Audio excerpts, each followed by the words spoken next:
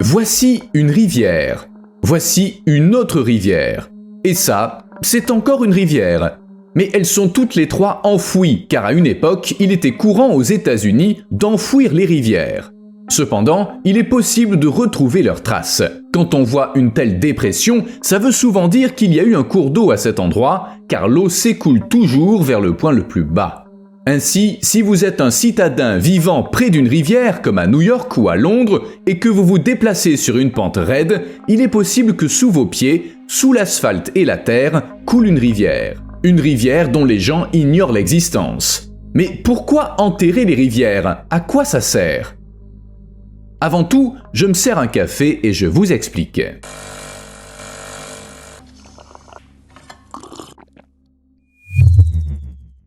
Et voici un rappel discret de faire ce que vous savez sous la vidéo. Voici Tibbetts Brook, un ruisseau qui prend sa source au nord du Bronx et qui se jette dans le parc Van Cortlandt où il forme un étang. En raison du développement urbain, le ruisseau est souterrain au niveau de Tibbetts Avenue, puis il s'écoule sous le Bronx par un égout en briques jusqu'au canal de Harlem qui était creusé dans les années 1890. Il marquait autrefois la frontière avec Manhattan. Mais ce ruisseau, bien sûr, n'a pas toujours été souterrain. Avant, les Amérindiens du peuple Lénape qui vivaient dans la région dépendaient de ce ruisseau et de l'abondance de poissons et de gibier, rats musqués, ratons laveurs, lapins, moufettes et oiseaux.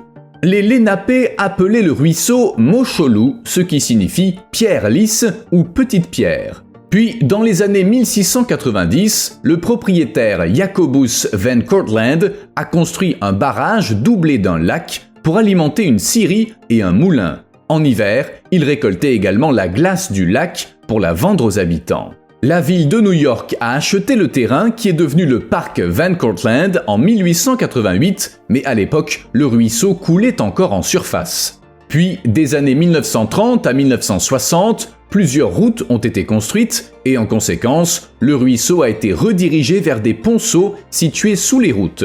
L'idée était de transformer ce terrain marécageux que les habitants du 19e siècle n'appréciaient guère en terre plus ferme. Certes, ça a conduit à une accumulation de limons, mais le terrain a été créé avec succès. Mais pas sans conséquences. En 1979, on a découvert que 4 égouts étaient raccordés illégalement au ruisseau et y déversaient des eaux usées. Ça a entraîné une mortalité massive des poissons dans le lac. Aujourd'hui, quand on se promène dans la rue, on ne se doute pas qu'il y avait là un ruisseau. Il n'y a qu'à Westchester, où il prend sa source, que le ruisseau est resté le même et semble tout à fait ordinaire. L'histoire de ce ruisseau est un parfait exemple d'enfouissement d'un cours d'eau. Peu de New-Yorkais connaissent aujourd'hui le Tibbetts Brook, alors qu'il s'agit de l'un des grands cours d'eau perdus de la ville. Comme des dizaines d'autres, nommés ou non, il était autrefois vital à la métropole en pleine expansion. Lorsque, au XVIIe, XVIIIe et XIXe siècle, la ville de New York est devenue le plus grand port du monde et le plus célèbre, c'était grâce au fleuve Hudson et à son eau salée, mais aussi grâce à ses nombreux cours d'eau. Une énorme quantité d'eau se cache sous les rues et les gratte-ciel de New York. Des cours d'eau et des sources qui ont été enfouis il y a longtemps et presque oubliés au fur et à mesure que la ville se développait. Les changements ont commencé dans les années 1800 lorsque ces cours d'eau sont devenus des égouts à ciel ouvert pour les déchets, les ordures et les produits industriels. Des épidémies de maladies liées à l'eau comme le choléra et la typhoïde ont suivi. Des ingénieurs ont alors affirmé qu'enfouir les cours d'eau permettrait de se débarrasser des eaux usées nauséabondes et de libérer la ressource rare et précieuse qu'est la terre. Finalement, leur voix a porté et les ruisseaux et rivières ont été détournés, maçonnés et enterrés. Certes, dans l'ensemble, ça a eu des effets positifs. On ne meurt plus du choléra et de la typhoïde. Ça, évidemment, on peut s'en réjouir. Les ingénieurs se réfèrent encore souvent aux cartes du 19e siècle lorsqu'ils rénovent ou modifient des bâtiments en cas d'inondation ou autres problèmes liés à l'eau. Car la plupart des cours d'eau coulent encore, ce qui complique la réalisation de travaux. Ce qui m'a surpris, c'est que parfois, on trouve la trace de cours d'eau à l'intérieur de bâtiments, comme dans des sous-sols où ils traversent le béton. L'eau se fraye un chemin vers le haut et au fil des années, elle use le béton, formant de minuscules canaux à l'intérieur. C'est un phénomène typique de New York. Les gens pensent qu'un tuyau a éclaté, ils appellent le plombier, qui découvre que la fuite est causée par une rivière souterraine et que les tuyaux vont bien. Cependant, l'érosion des bâtiments par les rivières n'est pas rassurante. Un autre cours d'eau, le Sunswick Creek, dans la région du Queens, a été victime du béton à la fin des années 1800. Dans les années 1860 et 1870, le Sunswick Creek était déjà pollué en raison de l'industrialisation, de l'absence d'égouts et de la forte densité de population à Long Island City et Astoria. Ça a eu les conséquences attendues et en 1866, les maladies pullulaient dans la région entourant Sunswick Creek. L'eau qui coulait auparavant était devenue stagnante et infestée de moustiques. Je vous laisse imaginer l'odeur. Finalement, le ruisseau a été détourné vers l'un des tunnels en briques du système d'égout de Broadway, dont la construction s'est achevée vers 1893. Mais ça n'a pas suffi. En 1915, le ruisseau suscitait de nombreuses plaintes, surtout à cause des moustiques qui se reproduisaient dans les eaux stagnantes. En conséquence, les services de santé ont proposé de le combler, moyennant un coût de plus de 95 000 €. Enfin, aujourd'hui, ça représenterait 2,9 millions d'euros. Les habitants ne pouvaient pas se permettre une telle dépense. Ce n'est que fin 1916 que le gouvernement new-yorkais a proposé d'enfouir le ruisseau, obligeant les ménages à déverser leurs eaux usées ailleurs. Le ruisseau a donc été enfoui et intégré à un tunnel d'égout. Selon un blogueur, lors de fortes pluies, on pouvait entendre le ruisseau près de l'usine de piano Summer & Company, en face du parc Socrates. Bref, le ruisseau a disparu sous terre, il a été recouvert d'une décharge, intégré au système d'égout et on a construit par-dessus. Un tunnel en pierre a été construit autour et la zone marécageuse a été comblée. Aujourd'hui, le ruisseau ne coule qu'à peine dans des tuyaux enterrés, des canalisations d'égout. Vous voulez d'autres exemples? La rivière Sawmill, un affluent du fleuve Hudson, coule sur 37 km, de Chappaqua à Yonkers, au nord de New York. Depuis le début des années 1900, les 600 derniers mètres de la rivière consistent en un canal qui passe sous le centre-ville de Yonkers. Naturellement, ça ne s'est pas fait du jour au lendemain. On a d'abord construit des ponts que l'on a agrandis et rapprochés les uns des autres avec l'industrialisation de Yonkers. Finalement, la rivière a été complètement recouverte. Apparemment, les autorités ont décidé que c'était plus facile que de construire d'autres ponts. Cela dit, bien que la rivière Sawmill soit toujours classée parmi les rivières enfouies, elle est de nouveau à l'air libre. On peut même la voir de ses propres yeux. Comment? Je vous en parlerai plus tard. Des chercheurs de l'Université du Maryland affirment que 66% des cours d'eau de Baltimore sont enfouis. Une autre étude a montré que Philadelphie a recouvert 73% de ses cours d'eau. Détroit a perdu 85% de ses cours d'eau depuis 1902. Dans le district de Columbia, seuls 30% des cours d'eau qui traversaient le district au début des années 1800 subsistent aujourd'hui. En bref, la situation est la même partout. J'ai une question. Vous avez déjà remarqué qu'il y a peu de rivières dans la plupart des centres-villes. Il y a souvent un grand fleuve, généralement canalisé, comme la Tamise à Londres, la Seine à Paris, l'Aire à Leeds ou le Don à Sheffield. Mais bon courage pour trouver l'un de leurs affluents. C'est parce que l'enfouissement des rivières n'était pas une pratique courante qu'aux États-Unis.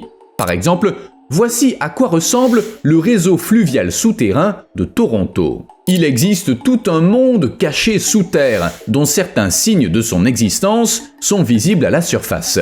Virages inattendus, trous dans le réseau urbain, touffes de roseaux, rangées de sols, fossés herbeux, autant d'indices signalant qu'un cours d'eau traversait autrefois la ville. Les villes où l'on trouve de nombreuses rivières enfouies sont souvent situées le long de grands fleuves ou d'étendues d'eau. Par exemple, ces photos montrent la construction d'un collecteur d'égouts pour la rivière Saint-Pierre à Montréal. À Londres, on peut voir une rivière dans le métro. Des vestiges de la rivière Westbourne coulent dans un tuyau au-dessus de la station de Sloane Square. En fait, Londres compte 21 rivières, petites et moyennes, et de nombreux autres cours d'eau, plus petits tous, sont classés comme rivières souterraines. À travers des grilles disséminées dans toute la ville, par exemple au bout de Lime Street à Camden et sur Ray Street, on peut voir l'eau en contrebas. Et ces rivières donnent un aperçu de l'histoire de Londres. Elles ressemblent à des grottes, mais des grottes de l'époque victorienne, maçonnées. Voici la rivière Neglin-Naya qui traversait Moscou du nord au sud jusqu'à ce qu'elle soit enfouie dans 7,5 km de tunnels. Les habitants en avaient assez des inondations et en 1792, la ville a détourné la rivière vers un nouveau canal et a comblé le premier. Après l'incendie dévastateur de 1812, la rivière a été fortement polluée. C'est alors que des ingénieurs l'ont recouverte d'une voûte. Au cours des années suivantes, d'autres tunnels ont été construits ou agrandis. Aujourd'hui, la Neglin-Naya se jette dans la rivière Moskova par 2 ouvertures. Mais le plus étonnant, c'est les rivières qui étaient autrefois enfouies et qui sont à nouveau à l'air libre. En général, c'est parce que c'était nécessaire. C'est ce qui est arrivé au ruisseau Tibbets Brook. Pendant des dizaines d'années, écologues et activistes se sont battus pour restaurer le cours d'eau. Et un allié inattendu a surgi, le changement climatique. L'enfouissement du ruisseau avait aggravé les problèmes d'inondation de la ville, car sur une planète qui se réchauffe, les tempêtes sont plus fréquentes et plus intenses. Et même si le ruisseau n'était plus visible, il charriait toujours 8 millions de mètres cubes d'eau douce par an dans les mêmes conduites que celles qui acheminent les eaux usées domestiques et les eaux de ruissellement. Le ruisseau causait une surcharge du réseau d'égouts vétuste et il provoquait des débordements dans les cours d'eau avoisinants. En d'autres termes, les eaux usées se déversaient là où elles n'auraient pas dû. Lorsque l'ouragan Ida a surchargé les canalisations, le ruisseau a eu besoin de se frayer un passage. Et il l'a fait, se déversant sur les terres lors de l'une des pires inondations qu'ait connue la ville. Il est désormais prévu de remettre à nu le ruisseau sur 1,6 km, y compris le long de l'ancienne voie ferrée, qui sera transformée en voie verte. Ensuite, l'eau retournera sous terre pendant 800 mètres via une nouvelle canalisation dédiée jusqu'à la rivière Harlem. Le creusement permettra d'évacuer 830 millions de litres du réseau d'égouts chaque année, mais ça coûtera beaucoup d'argent. Ce n'est qu'après plusieurs années d'attente que les autorités new-yorkaises ont accepté d'acheter le terrain pour 10,7 millions d'euros. Ça s'est produit en janvier 2023 et en août de la même année, la commission de l'urbanisme a approuvé le plan initial de mise à nu de la rivière. La restauration de la voie d'eau le long du nouveau tracé, qui n'endommagera pas les bâtiments, coûtera 127 millions d'euros. C'est beaucoup, mais ça reste raisonnable par rapport au coût des égouts et des collecteurs d'eau pluviale qui ne peuvent plus remplir leurs fonctions. En fait, faire ressurgir une rivière n'est pas quelque chose de rare. Il existe même un terme, celui d'exhumation, qui désigne le processus de creusement et de restauration d'un cours d'eau auparavant enterré et qui avait été détourné sous terre. En général, on rétablit un cours d'eau pour réduire le ruissellement, créer des habitats pour des espèces qui en ont besoin ou pour des raisons esthétiques. Aujourd'hui, le réchauffement climatique vient s'ajouter à la liste. Le ruisseau Chonggyecheon à Séoul, exhumé en 2005, est un modèle du genre. L'idée du maire de l'époque et futur président Lee Myung-bak était de supprimer les routes, les bâtiments et tout ce qui faisait obstacle au cours d'eau afin de créer une voie d'eau artificielle qui serait reliée à une rivière souterraine. Le projet a coûté 860 millions d'euros et le canal de 5,7 km sert désormais de protection contre les inondations, attirant plus de 60 000 visiteurs par jour. De plus, le ruisseau a transformé une zone autrefois connue pour sa criminalité. L'exhumation est de plus en plus populaire car les canalisations de l'époque victorienne sont aujourd'hui source de problèmes tels que l'usure, la pollution, leur capacité limitée et les obstructions. De plus, les gens réalisent aujourd'hui que l'eau est une source de joie et non une simple ressource. En outre, les ponceaux victoriens ont été construits à une époque où les villes étaient plus petites et dépourvues d'asphalte. De nos jours, l'eau ruisselle beaucoup plus, sans même parler du changement climatique. Elle ne peut plus s'infiltrer dans le sol, elle doit donc être dirigée vers les rivières. Une rivière à ciel ouvert a une plus grande capacité qu'un ponceau et en cas de léger débordement, il n'y a pas de conséquences catastrophiques telles qu'une obstruction ou un effondrement. De nombreuses recherches confirment ce qui semble intuitivement vrai. Les cours d'eau naturels, ceux qui s'écoulent à ciel ouvert plutôt que dans des égouts, soutiennent des écosystèmes plus sains que ceux qui sont confinés dans des ténèbres de béton. C'est logique. Et non seulement c'est logique, mais c'est prouvé. La lumière du jour profite à la qualité de l'eau, par la rétention des nutriments, la prévention de la prolifération des algues et la création d'un environnement favorable à la diversité des espèces. Mais l'exhumation ne va pas sans difficulté et elle est souvent inabordable. 955 € pour 30 cm de rivière, selon une estimation. De plus, il y a le volet légal. La rivière doit être aménagée en tenant compte des droits de propriété, ce qui peut être un cauchemar. Après tout, l'eau a tendance à ignorer les limites de propriété. Dans certaines régions, il est impossible d'imaginer que l'eau puisse atteindre la surface. Pour exhumer un cours d'eau souterrain à New York, il faudrait démolir la bibliothèque de droit de l'université. Vous vous souvenez de la rivière Sawmill? En 2007, un plan a été approuvé pour en exhumer la plus grande partie dans le cadre de la reconstruction de Yonkers pour un coût de 32,5 millions €. La reconstruction complète a été estimée à 2,86 milliards €. Les chercheurs espèrent que la lumière du soleil frappant la rivière contribuera à la restaurer. Ainsi, tout le monde sera content. De nombreux projets d'exhumation ont été réalisés dans des zones suburbaines ou des parcs, comme dans le cas de la rivière Holt, longue de 900 mètres, à Liverpool. Les grands projets urbains sont moins fréquents. Par exemple, l'ouverture de la rivière Roch dans le centre-ville de Rochdale a permis de révéler à la fois la rivière et un pont du XIVe siècle. Je réalise que j'ignore ce qu'il advient d'une rivière lorsqu'elle est enfouie. Je veux dire, une fois enterrée, est-ce qu'elle arrête de couler? Voyons l'exemple de la rivière Park à Hartford dans le Connecticut. Dans les années 1940, le corps des ingénieurs de l'armée américaine a détourné la rivière Park sous Hartford, ce qui a constitué l'un des projets les plus ambitieux et les plus coûteux entrepris jusqu'alors. Pendant longtemps, la rivière a servi d'égout pour les eaux usées et les déchets industriels. Elle sentait tellement mauvais qu'elle a dû être enfouie sous 15 mètres de terre. Mais la rivière coule toujours, sous le bâtiment du Capitole et la bibliothèque, et il y a de la vie dans cette eau sombre. Et pas seulement des micro-organismes, mais des anguilles, des carpes et des perches. Les chercheurs en ont observé lorsqu'ils sont allés sous terre. En fait, c'est pas si surprenant, car une rivière souterraine reste une rivière et elle continue à s'écouler même sans intervention humaine. Certaines rivières sont d'ailleurs d'origine souterraine. Elles forment des réseaux de grottes et elles y coulent pendant des centaines d'années. Certains poissons, notamment cavernicoles, ainsi que d'autres organismes, sont adaptés à la vie dans les rivières et les lacs souterrains et ils y vivent en permanence. Ils y chassent, s'y reproduisent et s'y sentent parfaitement bien. La nouvelle du jour est que je me suis cogné le petit orteil. Carte des rivières enfouies. Comme on l'a constaté, New York regorge de rivières et de ruisseaux qui étaient autrefois précieux pour les villes et les villages, approvisionnant les populations en eau douce. Puis ils ont été enfouis, mais parfois ces cours d'eau se trahissent, inondant les sous-sols des maisons. Vous avez déjà vu le sous-sol d'une maison se remplir d'eau sans pouvoir en déterminer la cause? Si ça se produit à New York, c'est sans doute à cause d'une ancienne rivière enfouie. Mais on peut pas arrêter une rivière et sauver sa maison, si? Eh bien, oui et non. Grâce à une carte spéciale, on peut savoir s'il y a une rivière souterraine sous sa maison et prendre les mesures nécessaires. En 1865, l'ingénieur Egbert L. Veal a dirigé la conception d'une carte sanitaire et topographique de la ville et de l'île de New York. Cette carte reste à ce jour la meilleure source d'informations sur les voies d'eau historiques de New York.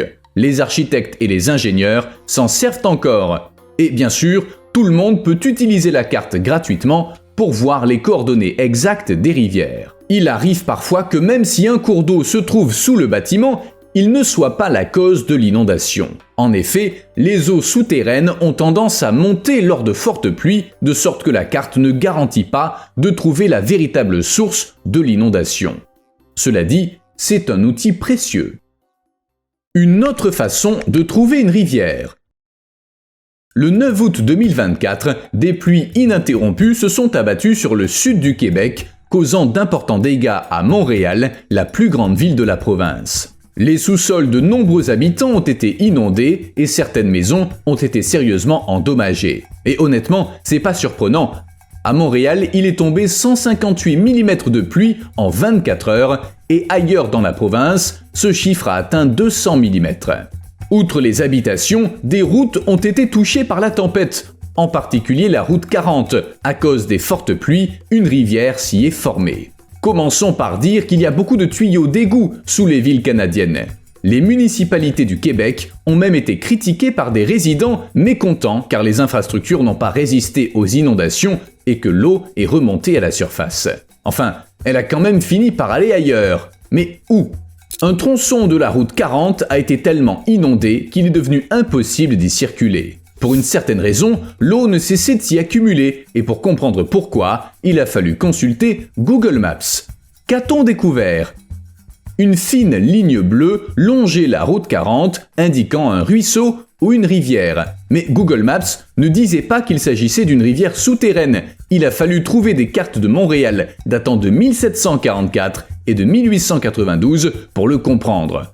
On a alors redécouvert la chose suivante, une rivière coulait à côté de la route 40 et en 2024, elle a surpris de nombreux automobilistes. Mais pourquoi cette ancienne rivière attirait l'eau ainsi ? En fait, les villes modernes, construites en béton, absorbent mal l'eau. Par conséquent, elle s'accumule dans les basses terres et les plaines, là où coulent les ruisseaux et les rivières. Ainsi, l'eau n'a eu d'autre choix que de se déverser dans la petite cuvette où coulait la rivière. Ce qui est intéressant, c'est qu'une partie de la rivière Orme, indiquée sur les cartes, existe toujours. Il s'agit d'un affluent de 8 km appelé Rivière à l'Orme, qui est peut-être la dernière rivière intacte du Canada. Ces vieilles cartes auront permis de faire une belle trouvaille. Découverte sous le Sahara. Et maintenant, passons de l'Amérique du Nord à l'Afrique.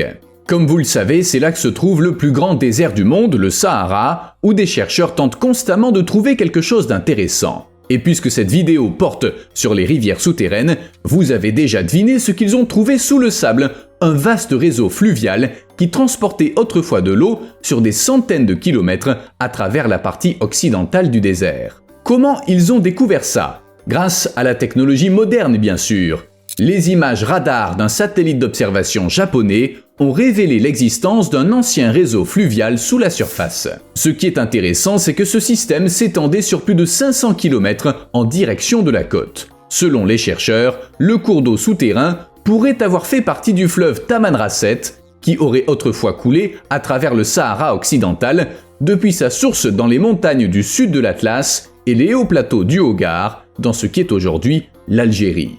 L'équipe française qui a fait cette découverte pense que le fleuve transportait de l'eau vers la mer pendant la saison humide au cours des 245 000 dernières années. En ce qui concerne sa période d'activité, on estime qu'il a cessé de couler il y a environ 5000 ans. Il y a bien longtemps. De plus, les images satellites ont montré que ces lits enfouis correspondent parfaitement à l'immense canyon sous-marin qui s'étend au large de la côte mauritanienne et sur 3 km à l'intérieur des terres. Les chercheurs disent que ce travail de recherche est digne d'un roman policier et la découverte a confirmé ce que les géologues soupçonnaient. Ils pensaient que dans le passé, un grand réseau fluvial s'écoulait dans ce canyon, mais jusqu'à maintenant, il n'y avait aucune preuve. Maintenant, imaginons que cette rivière existe encore aujourd'hui. D'abord, un tel réseau fluvial se classerait au 12e rang mondial.